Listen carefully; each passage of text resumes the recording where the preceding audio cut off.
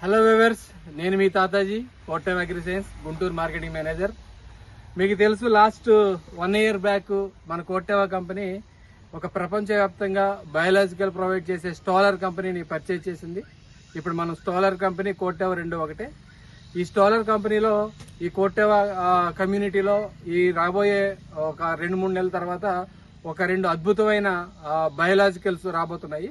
ఈ biologicals కోట్టెవ company ఎలా provide చేస్తుంది ఏంటనే దాని గురించి ఇక్కడ ఈరోజు ఒక డెమాన్స్ట్రేషన్ జరిగింది.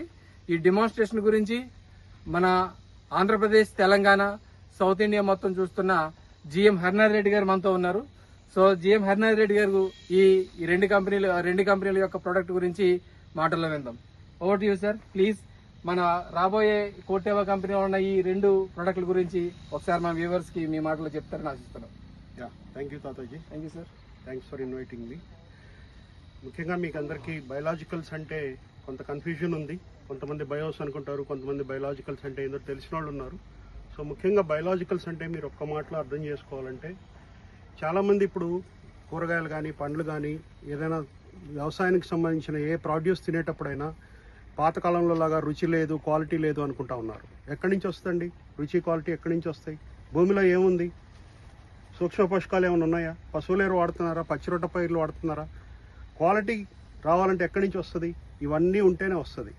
మొక్క దిగుబడులు ఇవ్వాలంటే ప్రతి పార్ట్ చక్కగా తయారు చేసుకుని దానంతట అది పూత అంతా పిందైపోయి, పిందంతా కాయ అయిపోయి మంచి క్వాలిటీ పండిస్తే మనకి టేస్ట్గా వస్తుంది. అది రావాలంటే ఈరోజు భూమిలో ఏమీ లేదు, మొత్తం మైక్రోన్యూట్రియంట్స్, సూక్ష్మ పోషకాలు అన్నీ పోయినాయి. సో దాని మీద పరిశోధనలు చేసి ఇంకా కూడా మొక్కకి సూక్ష్మ పోషకాలే కాకుండా ఎండ, వాన, వాతావరణంలో తేమ శాతం, ఎక్కువ నీరు, ఎక్కువ టెంపరేచర్ ఇవన్నీ తట్టుకొని మొక్క ఆరోగ్యంగా పెరిగి మనకి పంటలు ఇవ్వాలంటే దాని మీద చాలా పరిశోధనలు జరుగుతూ ఉన్నాయి. దాంట్లో పరిశోధనలో ఆల్రెడీ ప్రొడక్ట్స్ ఉన్న 2 కంపెనీల్ని మన కోట్టెవ కంపెనీ టేక్ ఓవర్ చేయడం జరిగింది. దాంట్లో ఇప్పుడు కొన్ని అద్భుతమైన ఉత్పాదనలు మనకి వచ్చినాయి. వాటిని ఈరోజు ఫీల్డ్లో ఇక్కడ చూపించడం జరిగింది.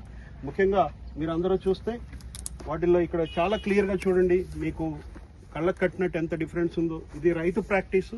రైతు ఇప్పుడున్న మార్కెట్లో ఉండే ఉత్పాదనలన్నీ తీసుకొని ఆయన వ్యవసాయం చేస్తే ఈ విధంగా కాయ, ఇది బాగలేదు అనట్లేదు, కానీ ఇక్కడ ఉన్న దాంట్లో కాయ సన్నగా ఉంది, మళ్ళీ వంకరగా కూడా కాయలు ఉన్నాయి, కాయ సైజు అన్నీ యూనిఫామ్గా లేదు. అదే ఇక్కడ చూడండి మీరు కోట్టెవ ప్రాక్టీస్లో కాయ అంతా కూడా లావుగా ఉంది, బాగా యూనిఫామ్ కలర్ ఉంది.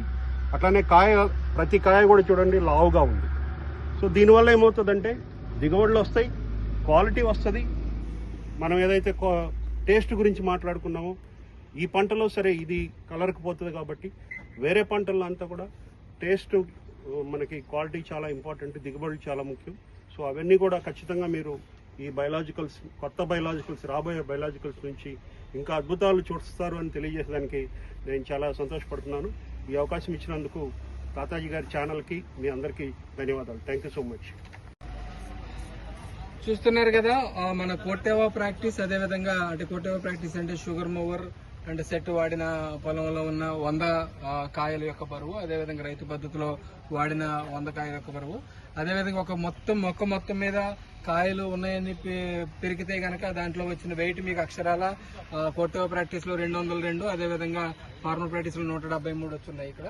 ఇదే విధంగా ఇందాక మన జిఎం గారు చెప్పినట్టుగా కోతలో ఉన్న తర్వాత కాయ క్వాలిటీ మీరు బాగా పరిశీలించి చూడొచ్చు. అదేవిధంగా కోత కోసేసిన తర్వాత, డ్రై అయిన తర్వాత కాయల యొక్క బరువు, అదేవిధంగా క్వాలిటీ మీరు చాలా ప్రస్ఫుటంగా చూడొచ్చు. కోట్టెవ ప్రాక్టీస్తో పోలిస్తే రైతు ప్రాక్టీస్లో చాలా తేలిక పడిపోయినట్టు కనపడుతూ ఉన్నాయి. అదే కోట్టెవ ప్రాక్టీస్లో ఉన్న కాయలన్నీ కూడా చాలా కలర్లో కనపడుతూ ఉన్నాయి. ఇక రైతు పద్ధతిలో మొక్కకి ఇక ప్లీన్